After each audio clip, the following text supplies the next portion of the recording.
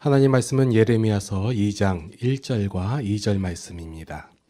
여호와의 말씀이 내게 임하니라. 이르시되 가서 예루살렘의 귀에 외칠지니라. 여호와께서 이와 같이 말씀하시기를 내가 너를 위하여 내 청년 때의 인애와 내 신혼 때의 사랑을 기억하노니 곧 씨 뿌리지 못하는 땅 그 광야에서 나를 따랐음이니라. 아멘. 신혼 때의 사랑이라는 제목을 가지고 이유진 목사님 말씀 증거해 주시겠습니다. 예수님께서 이 땅에 육신을 입고 오셔서 제일 먼저 표적을 행한 곳은 갈릴리 가나에서 물로 포도주를 만든 겁니다. 맞죠? 예, 물로 포도주를 만들었습니다. 그 이적을 통해서 하나님께서 무엇을, 즉 예수님께서 그 갈릴리 가나에서 물로 포도주를 만든 사건을 통해서 예수님은 무엇을 그들에게 나타내고자 했을까요? 목적이 뭔가요? 이게 문제예요. 예수께서 물로 포도주를 만든 것은 그 집 잔치집이 망하게 생겼으니까 잔치집을 풍성하게 하려고 했느냐, 아니면 예수께서 나는 하나님이니까 이렇게 물로 포도를 만드는 능력이 있다라고 하는 것을 그 뭐 본때라고 그러나요? 그걸 보여주기 위해서 했느냐, 목적이 뭐냐 하는 것을 물었습니다. 뭡니까? 목적이 뭐죠? 어머니 부탁을 이루기 위한 거다. 예, 그것도 맞기는 맞는데 정답은 아니에요. 네? 표적을 행한 목적이 뭐냐고 물은 거예요. 그래서 거기가 생각 안 하고 성경 읽지요. 예, 그게 요한복음 2장에 나오는데 읽으면은 정답이 나와요. 예, 성경 중에 정답이 나옵니다. 정답은 뭐냐 그러면은 그 표적을 통해서 제자들이 믿은지라 이렇게 나와요. 제자들로 하여금 예수를 믿게 하려는 목적을 갖고 있습니다. 그렇기 때문에 예수께서 그 다음에 제자들에게 불러놓고 내가 물로 포도주 만드는 비결을 알게 해줄 테니 나중에 궁할 때에 물로 포도주 만들어 써먹어라. 그렇게 하지 않았어요. 병자를 고칠 적에도 제자들에게 병 고쳐서 수입 잡으라 그런 소리 안 했어요.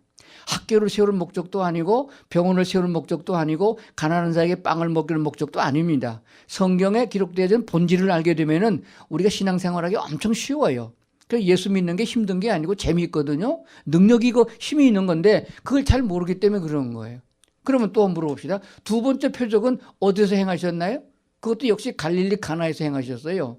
그래서 예수께서 부활한 다음에 갈릴리에서 만나자 그런 거거든요. 갈릴리 유명한데요. 왕의 신하의 아들이 병이 들었는데 죽을 병에 걸렸어요. 그걸 예수님께 가가지고 고쳐달라고 했는데 예수님 말씀으로 병이 나늘에 고쳐주신 거예요. 그러면 그 왕의 신하의 아들이 병 들어서 죽게 된 거를 예수님 말씀으로 고쳐주셨는데 그럼 병으로 고쳐준 목적은 또 뭐예요? 병자가 그 왕의 신하가 믿음이 좋아서 믿음의 결과를 보기 위한 건가요? 아니면 병든 사람을 치료한 목적인가요? 그 목적은 또 뭔가요? 그것도 성경에 써 있어요. 그거 읽어보면, 그 맨 끝에 가보면 그렇게 나와요. 근데 성경 읽었지, 거기까지 생각 안 하는 거예요. 이거를 잘 알으면은 성경을 읽을 때는 성경을 들을 적에, 아, 하나님의 뜻이 거기 있구나. 하나님의 마음이 거기 있구나. 이걸 알게 되는 거거든요. 그 두 번째 표적은 갈릴리 가나 행한, 같은 장소 행한 건데 그 표적의 목적이 뭐냐 그러면은 그때는 왕의 신하와 그 가족들이 다 예수를 믿은지 이렇게 나와요. 그러니까 그 가족들을 믿게 하라는 거예요. 그럼 그 다음에 하는 표적과 이적을 보면 목적이 뭐예요? 그 사건을 통해서 믿게 하려는 목적이 있습니다. 그러니까 예수님이 이 땅에 오신 목적은, 예수님이 이 땅에 오신 목적을 너희가 무엇인지 하나님 뜻을 알으면은 그 예수를 믿으라. 그러면 영생을 얻으려 하는 것을 우리가 쉽게 받아들일 수 있는 거예요. 믿습니까? 예. 그리고 이제 우리가 예수를 믿으면 구원받게 되는 이유가 뭐냐고 물었어요. 예수 믿으면 왜 구원받죠? 이 세종누린교회 교회인들이 이제 이유진 목사 설교 이만큼 들었으면은, 이원열 목사님 강의 설교 그렇게 들었으면 이 정도는 알아야 되는 건데, 여러분 예수 믿으면 왜 구원받아요? 생각 안 해보세요. 예수 믿으면 왜 구원받죠?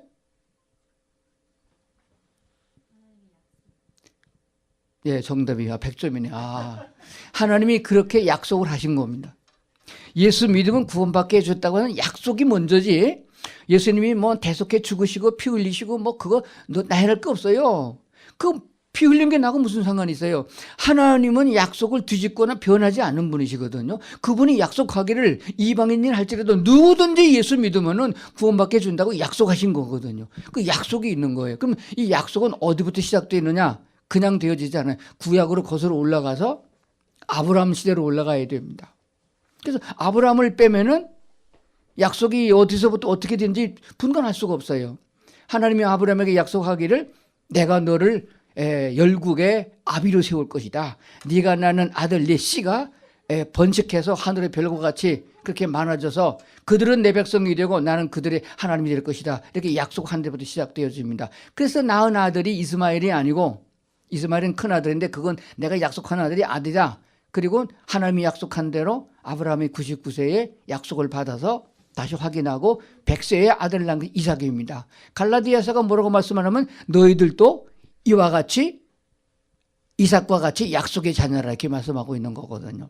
그래서 이 아브라함 얘기를 하려고 그러면 얼마나 성경을 잘 읽었느냐를 알아보기 위해서 질문을 해서 문제를 또 하나 냅니다. 아브라함이 이삭을 낳고 이삭이가 그 아들이 하나밖에 없는 아들을 금이와 오기가 키우다 보니까 이게 얼마나 귀한 아들이에요. 그러니까 이놈을 장가를 안 보내는 거예요. 장가 일찍 보내는 부모님들은 훌륭한 부모님들입니다. 껴안고 있느라고 시집도 장가도 안 보낸 거예요. 그래서 이삭을 걔도 끝에 가서 어쩔 수 없어 장가를 보냈는데 이삭이 몇 살에 장가 갔죠? 몇 살에 갔습니까? 성경 그렇게 통독하면서도 기억 안 나십니까? 자세히 봐야 됩니다. 40에 갔습니다. 40에. 40살에 장가를 갔는데 장가를 가기 전에 이삭의 어머니가 돌아가셨어요. 그래서 이삭을 장가 보낸 거예요. 성경은 뭐를 기록하냐고 하면은 이삭이 장가를 가서 아내와 합방을 해서 살게 되므로 어머니가 돌아가신 다음에 위로를 받았다 이렇게 기록하고 있습니다. 그 후에 그렇게 되니까 아브라함은 어떻게 됐겠어요? 아들 뺏겼잖아. 누구한테? 며느리한테 뺏긴 거예요. 그러니까 얼마나 힘들어 외로워요. 그래서 이 아브라함이 그러면 몇 살쯤 됐겠어요? 최소한도 아브라함이 100살에 이삭을 낳았고 이삭이 40 됐으니까 140살이잖아요. 140살이 넘어서 거반 계산해 보니까 150살쯤에 아브라함이 세장가를 갔어요. 아내가 죽었으니까 세장가를 갔는데 아니 이삭을 낳을 적에도 아브라함이 어땠습니까? 아니 하나님 내가 이 나이에 무슨 애를 낳습니까? 그래서 하나님이 능력을 주셔서 힘을 주셔서 이삭을 낳는데 그 정력이 그 힘이 그대로 남아있어서 이삭이 40이 넘은 상태에서 세장가를 갔다 이거예요. 그래가지고 아들을 며칠을 낳느냐? 6이나 낳았어요. 그런 얘기 성경에 있어요? 그래서 문제입니다. 아브라함이 후처를 얻었는데 그 후처의 이름은 무엇이며 아브라함이 낳은 후처의 아들 6명 이름을 아는 사람 손 들어봐. 그냥 6명이 너무 많으니까 그 중에 하나만 대라 그랬어요. 하나만 알아. 하나만 대라. 아니 아브라함이 그 새로 얻은 세장간 부인의 이름을 알아야 될 거 아니냐. 우리 믿음의 조상의 그 어머니신데 그 이름을 모르면 되겠어요? 그랬는데 그 많은 132여 명의 선교사들 가운데서 아는 사람 하나도 없더라고. 그래서 내가 상을 못 줬다니까. 지금도 목사들 모인 데서 물으면은요 가물에 콩 나듯이 아는 사람이 있더라고. 숙제. 다음에 올 때까지 그걸 맞추신 분이 이제 상 드리겠습니다. 근데 그걸 제가 왜 말하나 그러면은 그 후처가 낳은 아들들에게도 아브라함이 나중에 재산을 상속할 때에 아브라함은 영적 후손, 이삭은 영적 후손이기 때문에 믿음의 자손이기 때문에 그거를 주었고 축복을 줬지만은 그 후처가 낳은 아들이나 이스마엘에게도 재산을 많이 나눠줬어요. 그래서 그 후처가 낳은 아들들의 아들 후손들이 어디로 옮겨졌나 그러면 동방으로 옮겨 살게 되어 있습니다. 그게 우리 한국의 조상들이에요. 우리 조상을 알아야 된다는 거예요. 제가 이시안이요. 그래서 이시왕두면 왕족이란 말이에요. 거슬러 올라가니까 찾아봤더니까 정통 아들, 세자의 아들이 아니고 후궁의 아들들이라고. 그래도 그것도 왕족 아닙니까? 그러면 우리가 단군의 후예가 아니고 성경적인 근거를 찾아서 누구의 아들이다? 아브라함의 후예가 맞는 거예요. 동방으로 옮겨졌으니까. 그리고 실제로 북한과 중국의 경계인 그 만주벌판에서 지금 고고학자들이 유물을 발견하는데 거기 히브리 문자가 많이 나오고 있어요. 돌판에 새겨진 히브리 문자가 많이 나오는 것은 히브리인들이 이주에 살았다는 거예요. 그러니까 한국 사람은 분명히 단군의 후예가 아니고 아브라함의 후예인들이 맞습니다. 아멘도 안 하시네. 족보 있는 민족이라는 거예요. 그러니까 하나님이 한국을 버릴 수 있어요? 사랑하시지. 그러니까 이렇게 성경을 읽어서 이렇게 하면은 우리가 어떤 종류의 긍지도 가지게 되겠고 하나님이 왜 축복하느냐 이렇게 한국같이 가난한 나라가 6.25를 통해서 거의 60년 지난 동안에 뭐죠? 원조를 받던 나라가 원조하는 나라가 되고 가난하고 찌들었던 그 민족이 말이죠. 이렇게 세계를 향해서 어깨를 펴는 대국이 된 것은 정치를 잘해서 그런 것도 아니고 한국의 정치가 제일 썩은 정치 아니겠어요? 그럼에도 불구하고 이렇게 한국이 이렇게 된 것은 하나님의 은혜와 축복이 있는 것을 하나님의 약속을 이루어가는 민족인 것을 우리가 알고 자부심을 가져야 되는데 이런 것도 모르고 말이죠. 예수를 안 믿으려고 그런다고. 그러니까 여러분들은 이렇게 좋은 목사님 밑에서 설교 듣는 걸 행복하게 여기셔야 됩니다. 값이 있는 이고 복이 있는 일이에요. 시작을 이렇게 그만하고 오늘 본문의 말씀을 들어야 됩니다. 우리 먼저 한번 기도하고 시작하겠습니다. 기도하겠습니다. 사랑하시는 하나님, 은혜 주셔서 감사합니다. 말씀 안에서 주의 약속을 이루어가고 하나님을 경외하는 삶을 살게 하신 하나님 감사합니다. 오늘 말씀도 마음의 문을 열어주셔서 깨닫게 하시고 말씀을 쫓아서 주님을 사랑하고 하나님을 사랑하고 이웃을 사랑할 줄 아는 성숙한 그리스도인들이 다 되어지도록 축복해 주시옵소서. 예수님 이름으로 기도드리옵나이다. 아멘. 자, 성경 본문 예레미야서 2장을 다시 찾으시길 바랍니다. 예레미야서 2장을 찾아 놓으시고 꼭 성경을 찾아 놓으시고 색연필로 밑줄을 꼭 그어 가시면서 말씀을 들어야 할 줄로 믿습니다. 자, 찾으시면 읽는 게 아니고 저를 보셔야 돼요. 아까 다 읽은 거니까. 저랑 눈이 잘 맞아야 됩니다. 이게 성서적인 근본이고 원리가 있어요. 이 예레미야 선지자가 활동할 적에는 이스라엘이 멸망하고 또 그래도 야곱의 후손 중에서 하나님의 말씀을 잘 듣고 따를 수 있다고 하는 유다조차도 우상 숭배하고 하나님을 떠나서 죄악에 빠졌기 때문에 그 유다까지 멸망하는 그 즈음에 활동했던 선지자가 됩니다. 그래서 예레미야 선지자의 그 예언의 하나님 말씀을 대언한 내용이 주 내용이 뭐냐 그러면은 예레미야에서 전부 다가 한마디로 요약하게 되면 유다는 망한다는 거예요. 근데 그런 축복받는다는 예언하기엔 좋고 축복받는다는 설교하기 좋지만 망한다는 설교하기 얼마나 어렵겠어요. 그러니까 예레미야는 환영받지 못했습니다. 심지어는 뺨을 맞기도 하고 심지어는 감옥에 갇히기도 하고 얼마나 고난을 당한지 모릅니다. 그래도 하나님의 말씀이니까 안전할 수가 없었던 그런 시대의 선지자가 되어집니다. 그런데 이 예레미야서를 통해서 말씀한 건 너희 망한다. 이스라엘의 망처럼 유다는 너희 망한다. 바벨론에 의해서 애굽이 강대국이었는데 애굽이 아니고 별 이름이 없는 바벨론에 의해서 너희가 망한다. 그러면 너희가 어떻게 되느냐? 바벨론이 쳐들어왔을 때 너희들은 살려고 하면은 대항하에 싸우지 말고 애굽으로 도망가지 말고 땅굴 파고 숨지 말고 항복해서 바벨론으로 끌려가라. 이게 예레미야 예언이에요. 그러면 너희가 산다. 목숨을 부지한다. 그러면서 하나 더 예언한 희망적인 예언인데 그게 뭐냐 그러면은 바벨론으로 포로 갔을지라도 내가 너와 함께 하겠다. 너희와 함께 하겠다. 그래서 너희가 그곳에 살다가 70년 되면은 70년이 차면은 너희가 고국 땅으로 다시 돌아오게 해주겠다 하는 것이 예레미야를 통한 하나님의 예언의 말씀이 되어집니다. 그러면은 이스라엘과 유다가 멸망한 주요 목적이 뭐냐 그러면은 그들이 약해서 망한 것이 아니고 군세력이 약해서 망한 게 아닙니다. 그들을 쳐들어왔던 아수르가 강대국에서 망한 게 아니에요. 그들이 망한 이유는 하나님을 떠났기 때문이에요. 하나님의 백성은 하나님을 떠나면 안 되게 되는데 물고기가 물을 떠나면 안 되는 것처럼 그들이 하나님을 떠난 거예요. 왜 떠났냐 그러면 눈에 보이는 대로 마음에 생각나는 대로 쫓아가다 보니까 그 가나안의 일곱 부족들을 섬기던 우상을 숭배하게 되겠고 그들이 하나님이라고 생각하고 여호와를 버린 거예요. 그래서 결과적으로 하나님의 진노가 임해서 여러 방면으로 그들을 징계하고 야단도 치고 돌아오라고 호소했으나 끝까지 그들은 말을 듣지 않았습니다. 그래서 결과적으로 어떻게 됐냐 그러면은 하나님께서 이스라엘을 들어서 먼저 아수르를 들어서 쳐서 멸망케 하시고 다음에 유다가 망할 적에 하루아침에 망한 게 아니에요. 바벨론이 쳐들어와서 1차 전쟁을 통해서 포로로 잡혀가고 그 다음에 또 2차 전쟁을 통해서 또 포로로 잡혀가고 이런 사건이 계속 일어나면서 결국은 아주 쫄딱 망하게 된 상황을 보게 되었습니다. 이건 역사예요. 그러면서 오늘 우리에게 이 구약을 주신 목적이 뭐냐면 구약 성경을 보면서 하나님이 어떤 분이냐 어떻게 해서 우리가 하는 게 복을 받을 수 있느냐 하는 문제를 가르쳐주고 있다는 사실을 기억해야 될 줄로 믿습니다. 이게 믿는 사람들의 지혜요. 우리가 살아가는 삶의 지혜가 되는 줄로 믿습니다. 자, 그런 때에 하나님이 뭐라고 말씀하셨느냐? 이렇게 예레미야에서 1장에 이어서 선을 올리고 2장에서 말씀한 본문입니다. 한번 읽어보겠습니다. 2장 1절 여호와의 말씀이 내게 임하니라 이르시되 2절 가서 예루살렘의 귀에 외칠지니라 여호와께서 이와 같이 말씀하시기를 내가 너를 위하여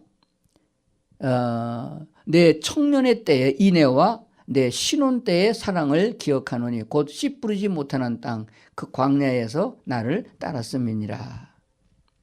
자, 씨 뿌리지 못하는 땅 그 광야에서 나를 따랐음이라. 그때가 어떤 때냐? 신혼의 때라 이렇게 말씀하고 있습니다.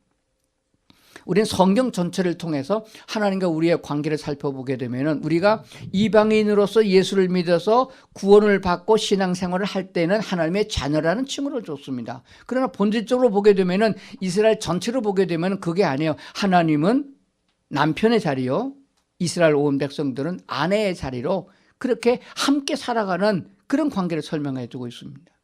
그래서 하나님은 선지자를 통해서 말하기를 내가 너에게 장가들고 내가 너와 함께 살기를 원한다 라는 말씀을 주고 있는 것을 보게 됩니다. 자, 이 예레미야에서 잠깐 접어놓고 신약 성경으로 가서 데살로니가 전서 한번 보겠습니다. 데살로니가 전서 우리가 예수를 믿음으로 구원을 받게 하고 하나님의 나라로 우리를 이끌어서 영원히 살게 하는 영생을 얻게 하셨는데 우리를 이렇게 부르셔서 영생을 얻게 한 목적이 뭐냐? 왜 우리를 천국으로 데려가려고 하느냐? 천국 가서 뭐 하느냐 하는 문제를 데살로니가서가 분명하게 밝혀주고 있습니다. 데살로니가 전서 5장 보겠습니다. 이 데살로니가서는 뭐에 대해서 쓰고 있냐면 가장 강조되어진 것이 예수님의 재림이에요. 이 데살로니가서가 없으면은 예수님이 어떻게 재림하는지, 언제 재림하는지, 우리가 어떻게 예수님을 만나게 되는지를 알 수가 없는 그게 중요한 내용을 담고 있는 것이 데살로니가 전서 후서가 되어집니다. 근데 이 데살로니가 전서 끝자락에 가서 뭐라고 말씀하고 있느냐? 5장 10절을 보겠습니다. 10절. 데살로니가 전서 5장 10절 같이 보겠습니다. 시작. 예수께서 우리를 위하여 죽으사 우리로 하여금 깨어있든지 자든지 자기와 함께 살게 하려 하셨느니라. 우리를 위하여 죽으시고 우리를 구원하신 목적이 뭐냐 그러면은 죽었든지 살았든지 간에 예수님과 같이 살게 하려 하십니다. 그랬습니다. 같이 살 만한 자로 우리를 부르신 거예요. 이제 우리가 누구랑 같이 살아요? 우리 주님과 같이 영원토록 살게 되는 것입니다. 영생을 얻어서 주님과 더불어 영원히 사는 우리인데 우리의 모습이 어떻게 성화되어야 되느냐, 어떻게 믿음의 분량이 자라나야 되느냐 하는 것이에요. 그래서 성경은 말하기를 그리스도의 장성한 분량에 이르기까지 너희를 인도한다고 말씀하셨고 우리의 몸과 마음과 생태가 어떻게 바뀌어지려면 하나님의 거룩하심 같이 너희도 거룩한 자가 되라고 요구하는 이유가 거기에 있습니다. 주님과 같은 레벨이 돼야, 같은 수준이 돼야 주님과 교제하고 한 집에서 같이 살게 되는 것이 돼요. 결혼하는 분들 간에 보게 되면 처음에는 연애해서 사랑하기 때문에 결혼하지만 신혼이 얼마나 오래 갑니까? 얼마 못 가지가 투닥거리고 싸죠. 어떤 사람은 신혼여행 가서 이혼한 사람도 있잖아요. 그게 마음이 안 맞아서 그래. 뜻이 안 맞아서. 그래서 결혼하고 살면서 투닥거리고 싸우다가 시간이 가고 세월이 지나갈수록 해서 서로 알아가고 서로 맞춰가고 그러다 보니까 끝에 가서는 행복한 가정을 이루어나가는 걸 보게 됩니다. 믿지 않은 사람들은 끝에 가서 이혼하고 파탄이 일어나지만은 믿는 사람들은 그래도 끝에 가서 행복하게 되는 것을 보게 돼요. 왜 그런가요? 또 숙제를 내볼까요? 문제를 내볼까요? 안 믿는 사람들은 황혼 이혼이 많아요. 이건 제가 얘기하는 거 통계에 의해서 그렇습니다. 믿는 사람은 그래도 끝에 가게 되면 끝까지 이혼은 안 하고 붙어 있다가 나중에 서로가 많이 이해하고 많이 양보하고 많이 사랑하고 그래서 노년에 가서 아름다운 결말을 맞이하게 된단 말이에요. 그러면 왜 그런가요? 우리 예수 믿는 사람은 하나님의 성품을 닮아가는 사람들이 아니에요. 하나님은 어떤 하나님이세요? 사랑의 하나님이 이기 전에 하나님은 약속의 하나님이세요. 그래서 결혼할 때 우리가 뭐 하죠? 서약합니다. 뭐라고 서약하죠? 검은 머리 팥뿌리 되도록 같이 살겠다. 그래서 유행가 가사 중에 그런 게 있더라고요.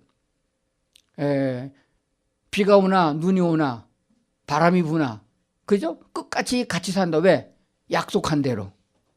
그 믿는 사람은 하나님 앞에서 약속하기를 어저께 그런 식으로 가보니까 목사님이 주례하는데 꼭 그걸 넣더라고. 서약한 다음에 공포할 적에 그러잖아요. 성부와 성자와 성령의 이름으로 부부가 된 것을 공포하노라. 그래 끝에다가 하나님이 짝지어준 것을 사람이 나누지 못할지니. 그 약속이 있기 때문에 두려워서 기운을 못하는 거예요. 그런데 예수 믿는 사람은 하나님이 없으니까 지멋대로 그냥 노년에 가서 내가 여태까지 고생했는데 이 나이에 또 고생하느냐. 그래 그냥 이 할망구 이 할방구 다 헤어져 버리고 만난 말이에요. 그러니까 헤어져 봐야 뭐 좋은 게 뭐 있어요. 그렇게 되거든요. 그래서 믿는 사람은 상황은 이혼할 만하고 상황은 같이 안 그렇지만 그래도 하나님의 약속 때문에 나를 부르셨으니 그 약속으로 결혼했는데 그래서 그 약속을 붙잡고 있다 보니까 하나님이 또 축복하셔서 행복하게 해주는 거 아니겠어요? 오늘 말씀 잘 기억하시고 부부싸움 한달판 싸울 적에 약속은 네가 어기면 안 된다 이 생각하시고 잘 붙어있기를 바랍니다.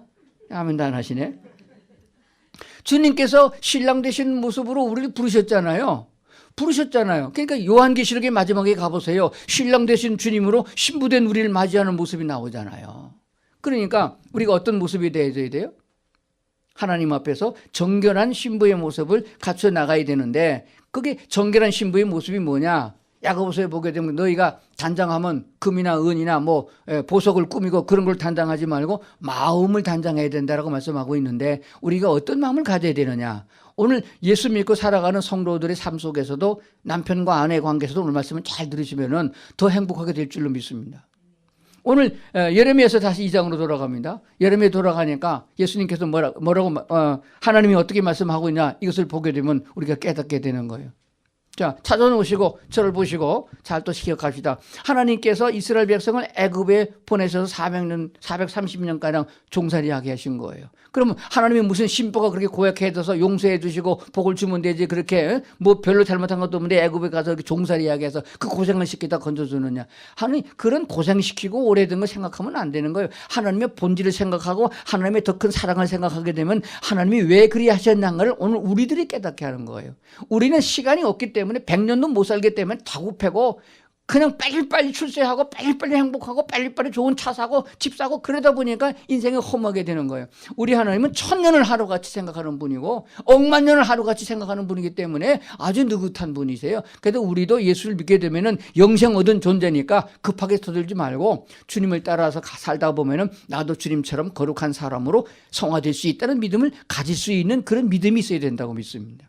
그래서 이스라엘 백성을 애굽에서 건져내고 그 큰 능력으로 모세를 통하여 있을 수 없는 그런 재앙을 기적을 행하고 능력을 행가지고 그들을 가나안 땅으로 인도하는 과정에서 마지막 애굽의 죽음의 재앙을 내리고 홍해를 육지같이 건너고 그 마지막 장면을 보게 되면 애굽의 군대가 마지막 남은 600승의 병거를 끌고 나왔다가 다시 따라가다가 물속에 다 죽어버렸어요. 그리고 이스라엘은 한 명도 빠집니다. 구원을 받았어요. 그때 얼마나 그들이 기뻐했느냐. 미리암이 소고치고 앞장서 가지고 여호와를 찬양한 게 한 장의 똥에 나옵니다. 그리고 온 백성이 나가서 여호와는 우리 하나님이시고 여호와는 우리 신이고 여호와 같은 신이 어디냐고 그렇게 하나님을 찬양하고 주님 따라가겠습니다.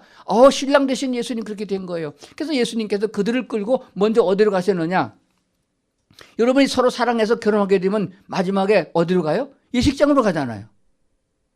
사랑하고 서로 결혼 살겠다고 약속하고 그리고 양가 어른들 모시고 상견례하고 그래서 살겠다고 약속을 다 합니다. 그래서 결국 어디로 가요? 예식장으로 가는 거예요. 예식장은 뭐하러 갑니까? 서약하러 가는 거예요. 이스라엘 백성을 다 끌고 이제 우리가 주를 따라가겠습니다. 주님만 우리 하나님이십니다. 따라갔어요. 그래서 하나님이 어디가 예식장으로 끌고 간 거예요. 그게 시내산 앞이에요. 시내산에 올라가지고 뭐예요? 언약을 주시는 거예요. 그래서 그게 받은 게 뭐예요? 십계명이에요. 그럼 십계명의 내용이 어떻게 되느냐? 출애굽기 한번 보시죠. 출애굽기 20장. 앞에만 조금 보고 이제 말씀드리도록 하겠습니다. 출애굽기 20장이 이제 십계명에 대한 얘기를 다시 한번 말씀해주고 있는 걸 보게 됩니다. 20장 1절 하나님이 모든 말씀으로 말씀하여 이르시되 나는 너를 애굽 땅 종되었던 집에서 인도하여 낸 네 하나님이 여호와니라 하고 3절에 시작합니다. 너는 나 외에는 다른 신들을 내게 두지 말라. 이게 제일 처음에 나오는 거예요. 이게 서예가 1호예요. 한번 따라합시다. 너는 나 외에는 다른 신들을 내게 두지 말라.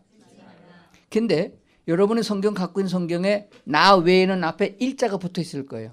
일자 있어요? 그게 히브리 원문으로 뭐라고 그랬어요?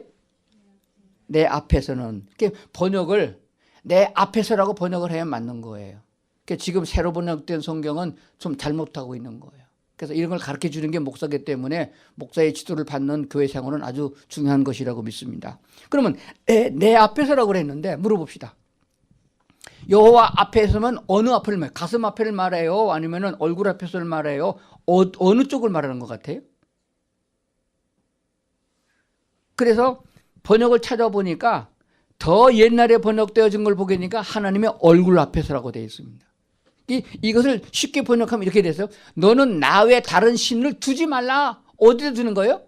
집에서 돌 하루방 부초상을 안 갖다 두면 되는 건가요? 그게 아니에요. 내 얼굴 앞에서 다른 신이 두지 말라가 다른 신이 있게 하지 말라. 내 앞에는 아무것도 없고 내 앞에는 너만 있게 하라 이 뜻이에요. 여러분 앞에 뭐가 있나요? 여러분의 생각 앞에, 여러분의 눈앞에 뭐가 보혜의 정상이에요? 하나님이 보혜의 정상이다. 이게 첫 번째 언약이에요. 그런데 뭐가 보이냐? 돈이 보이죠? 여러분 앞에 뭐가 보여요? 신혼 때에는 만하님이 보이나요? 예, 그게 얼마나 오래 가나요? 이렇게 살아가다 보면은 정욕이 앞에 눈을 가렸고 돈이 앞을 가로막고 욕심이 앞을 가로막고 이렇게 돼서 하나님과 멀어지는 거예요. 그럼 하나님과 멀어지는 거예요. 우리 앞에 오직 하나님만 있게 하라. 오늘 이 말씀만 꼭 기억하면 10개명 10개명 다 맞는 거예요.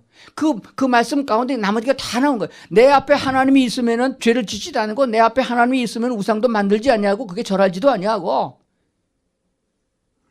이번 다니엘 기도 때 보니까 끝날 때까지 1938년 이민족이 우상 숭배, 신사참배한 우상의 죄를 그 성을 회개한다고 나오더라고. 그래도 우리 침례교단은요 그때 신사참배 결의도 안 하고 교단 전체가 교단 지도자들 다 감옥에 갔지 우상 숭배하는 교단이에요. 이 얼마나 이름 있는 교단인 줄 아십니까? 어떤 그 유명한 장자 교단에서는 교단 전체가 결의했어요. 그건 우상 숭배가 아니다 그래가지고 그 죄를 졌잖아요. 그거 지금 몇십 년 지난 다음에 지금 후손들이 그거 회개하느라고 얼마나 애먹어요. 그러니까 우리 하나님과 우리 앞에서 하나님 외에 다른 게 보이지 아니하리라 그렇게 되어진 겁니다. 근데 이게 신은 초에서 모습을 나타내고 있는데 예레미야 2장으로 다시 돌아가 보면 뭘 말씀하고 있느냐. 하나님이 지금 예레미야를 통해서 말씀하신 바가 뭐냐 그러면은 내 청년의 때의 인애와 내 신혼 때의 사랑을 내가 기억하는데 그게 언제냐면은 광야의 모래사장 가운데서 너희들이 나를 따를 때다. 이걸 신혼의 때라고 그랬어요. 그러면 이게 한번 여러분 가만히 생각해 보세요.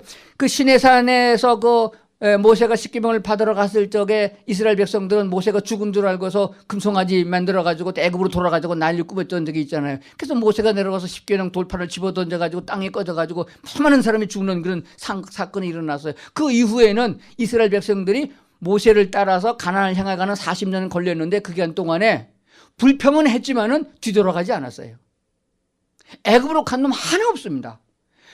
뒤돌아는 봤어요. 모세를 원망하여 거기 우리가 애굽에 있을 적에는 고깃가마 곁에서 국물도 얻어 먹었고 또 만나를 주고 생수를 주고 했지만은 그건 신물이 나니까 우리가 애굽에 있을 적에는 고기만 못 먹었지 국물도 얻어 먹었고 부추도 먹었고 오이도 먹었고 그렇게 불평은 했어요. 툭하면 원망하고 불평했는데 뒤는 돌아봤는데도 구름이 떠오르면은 모세를 따라 앞으로 갔어요.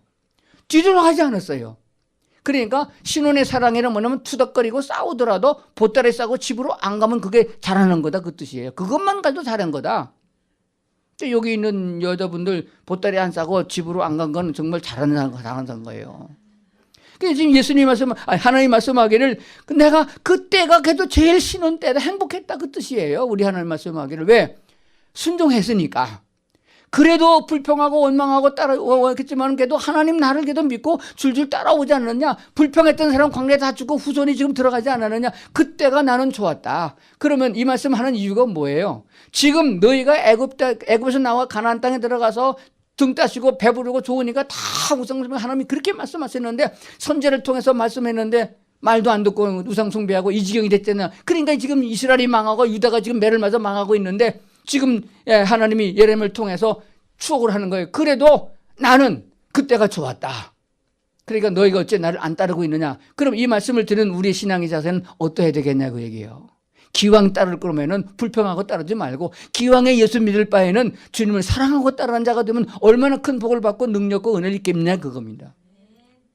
억지로 체면 때문에 교회 나오지 마시고 주님의 사랑을 생각하시면서 주님 안에만 거하고 아직도 내 가운데 마음 가운데 하나님이 가장 우선 먼저 된 자리에 있지 않냐고 하나님과 나 사이에 다른 게 얼렁얼렁 끼어 있으니까 그거 빨리 제하고 주님을 따라간다 그러면은 주님 얼마나 기뻐하시고 얼마나 많은 사랑을 쏟아부어 주시고 우리가 구하지 않은 것까지 얼마나 많은 복으로 복을 더해 주시겠느냐 하는 것을 깨닫게 되면은 우리의 신앙은 즐겁고 신앙생활은 편하고 좋은 일이 많이 생길 줄로 이렇게 믿습니다. 그러면은 이스라엘 백성들이 바벨론 포로로 70년에 돌아올 때를 생각하고 지금 말씀 마치려고 합니다. 어떻게 돌아왔나요? 그들이 포로 생활을 하면서 너무 힘들고 너무 고통스럽고 예루살렘 성전이 그립고 그래가서 그들이 울면서 찬송하면서 고국으로 돌아올 생각을 했나요? 우리는 일정 치에 때에 그래도 3.1절 독립운동이라도 했죠. 바벨론 포로가 판 사람들이 먼저 독립운동 했나요? 그럼에도 불구하고 70년이 딱 차니까 하나님께서 그들을 돌아오게 한 거예요. 어떻게 돌아오게 했나요? 그들에게 어떻게 고국으로 돌아갈 수 있는 마음이 생겼나요? 하나님께서 그 바벨론의 왕의 마음을 감동시켜서 자기 이스라엘 백성을 보내게 했고 백성들은 갈까 말까 가봐야 빈터고 헐어진 땅이고 황무지한 땅이냐 또 그 가서 그 고생을 하고 개근을 해야 되느냐 지금 여기도 얼마나 편하고 좋은데 왜 다니엘을 통해 가지고서 어떻게 됐습니까?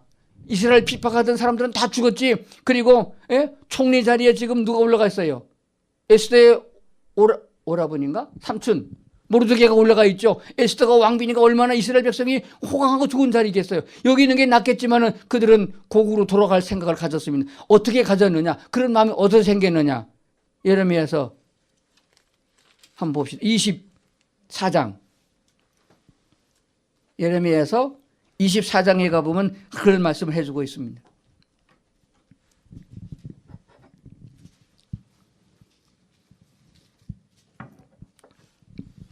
예레미야서 24장 6절 내가 그들을 돌아보아 좋게 하여 다시 이 땅으로 인도하여 세우고 헐지 아니하고 심고 뽑지 아니하겠고 7절 내가 여호와인 줄 아는 마음을 그들에게 주어서 그들이 전심으로 내게 돌아오게 하리니 그들은 내 백성이 되겠고 나는 그들의 하나님이 되리라. 누가 돌아갈 마음을 준다고 그랬어요? 내가 7절 내가 여호와인 줄 아는 마음을 그들에게 주어서 그들이 전심으로 내게 돌아오게 한다. 여기 보세요.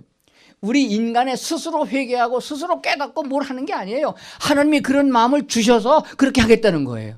그러니까 신약 성경으로 돌아온다면 지금 뭐 하라 하지 말아라 이게 많이 나오는데 그 율법적으로 받아들이게 되면 할 수도 없고 해봤자 축복도 안 오는 거예요. 근데 설교를 들으면서 하나님이 이런 분이시구나. 하나님이 그래서 나를 십자가에 그리스도를 보내고 구원해 주셨구나. 지금도 하나님이 나를 사랑하구나. 이걸 깨닫게 되면은 하나님이 내 마음에 그 마음을 일으켜 주시고 할 능력을 주셔서 하게 한다는 거예요. 그렇게 되어지면은 그리스도인이 세상 사람들에 대하여 질 이유도 없고 패망할 이유도 없고 주눅들 이유도 없다는 것이에요. 아주 당당하고 거룩한 백성으로 살아갈 수 있는 믿음과 은혜를 먼저 주신다는 걸 기억해야 됩니다. 11조를 할 수 있는 힘을 주실 때 11조 하시는 것이고 헌금할 수 있는 능력을 주셔서 하는 것이고 선교할 마음을 주셨을 적에 그걸 하게 된다는 거예요. 그러니까 말씀을 잘 들으려고 경청하는 신앙의 자세를 가져야 된다. 하나님이 어떤 분이냐 지금 하나님이 내게 어떻게 역사해 주는 것을 깨달을 수 있는 성도들이 되고 그를 통해서 하나님의 역사를 이루어가고 하나님의 복과 축복을 함께 나눌 수 있는 성도들이 다 되면 얼마나 복된 생애가 되겠느냐. 자자 손손이 하나님의 약속대로 복을 받는 그런 성도들이 될 줄로 믿습니다. 기도하겠습니다. 주님 감사합니다. 하나님은 지금도 우리를 사랑하시고 함께 살기를 원하시고 구원의 길을 열어주시고 축복하고 인도하심을 믿습니다. 우리가 주의 말씀을 깨닫고 받아들이고 우리도 주님을 사랑한다고 고백하는 관계가 되게 하여 주시옵소서. 날마다 주님과 함께 동행하는 삶의 기쁨과 은혜가 충만한 상해가 되기를 원하옵고 예수님 이름으로 기도드리옵나이다. 아멘.